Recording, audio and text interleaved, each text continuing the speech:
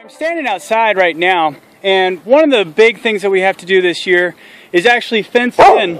Well, hello there, K9. K9, the Martian. One of the things we need to do is fence in this entire area because this is pasture.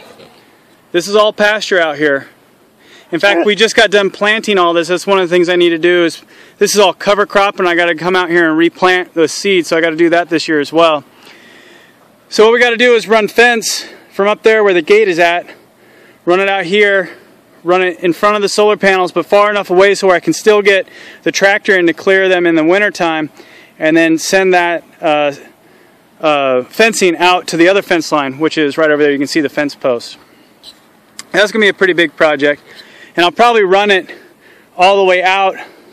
See those? There's a gate all the way out there. I'll run the fence all the way out there. I'll get a little paddock right here for the animals I can use to have a smaller area to keep them in, maybe do some riding, and then we'll have this pasture area out here. And then in the future, I'm not going to do it yet, but of course this is Hab 2's future home. Eventually we'll have to run fence out from the other side of the fence post there, bring it out here and have a driveway and a gate, and then fence off this side of the Hab 2, which will have basically is an exact copy of this over here with all the lessons learned. So lots of work to do there. When we first bought our homestead here, and we made a decision that I've actually come to regret. We had to choose what type of fencing we wanted to use. And when we started off, we chose to go with high tension steel fencing, and we did that because we wanted to be considerate of our animals. We thought that 4 strands of high tension steel fence would be great. That's a smooth fence if you've seen it. I'll show you some here in a moment. And what we've learned is that's all great and dandy for horses, but if you really want to be a homesteader, you need to look at all the different types of animals that you want to have. If you want to do pasture rotation at all, you're going to be considering putting pigs out on pasture, chicken on pasture, goats, lambs, all those things, cows, horses, all on pasture. You need field fence, and that's this stuff right here. But what you're looking at is some of the winter damage. This one right here, actually, the snowblower, when we came through here with the snowblower, piled up the snow on top of it and actually pulled it down and crimped it. So we're going to have to straighten that up. It might involve just taking it all out, and not all of it, but that section, and weaving in a new section. So let me show you some of the other damage here. Here's the high tension steel fence. It's put up, you have ratchets on it, hold it in place, you tighten that up. And then I also have the electric fence right here. And the reason that we have the electric and the high tension is because we got cows. And the cows have learned that they can actually, well, actually just one cow has learned that they can go right through this fence. So we put the electric fence here, but it has also taken its damage through the snow. Here we have a snap piece of electric.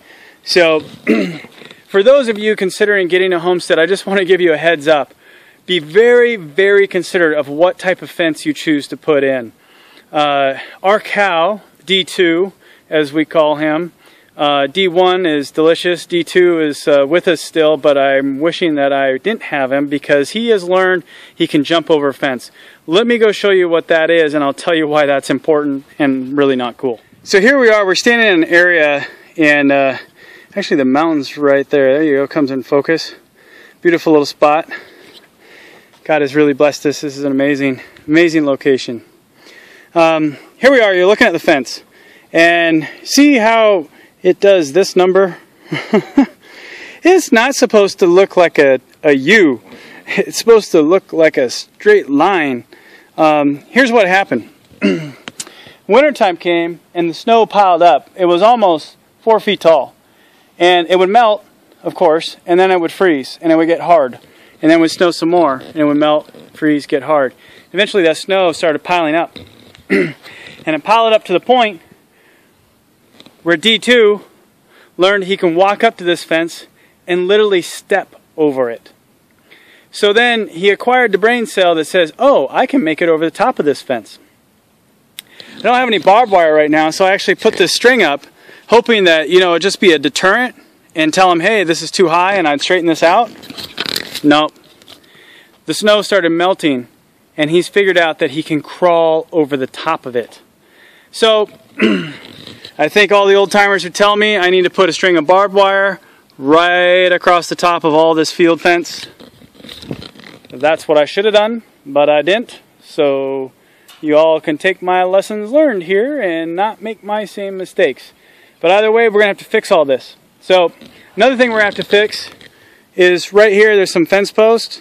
And this winter, that fence took a big hit. We actually had to cut it. Had some problems with it, so I need to put field fence all there with barbed wire. We also had a problem, you can see right there, where the snow came down off the top of the building and broke the boards, so we're going to have to replace all those boards. And I have some doors here on the stalls that need to be redone. The horses just kind of kicked them in, and they're just finally, enough is enough, they need to be replaced.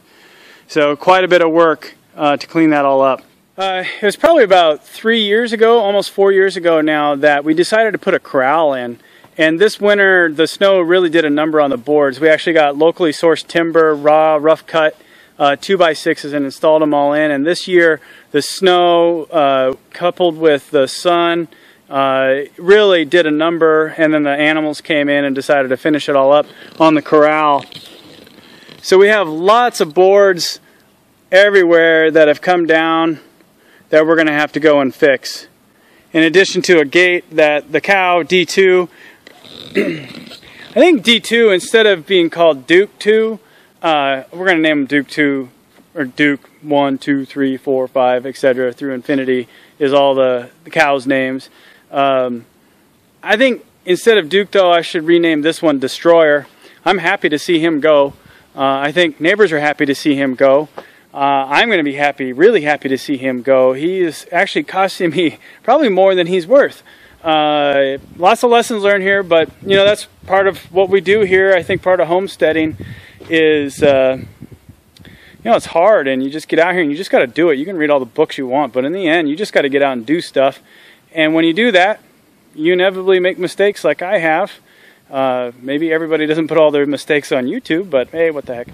Anyway, so you come out here and you learn the hard way, and that's what makes a good homesteader. It's just the ability to keep learning. Don't go too far. You might think we're done. Oh, but we got a lot more.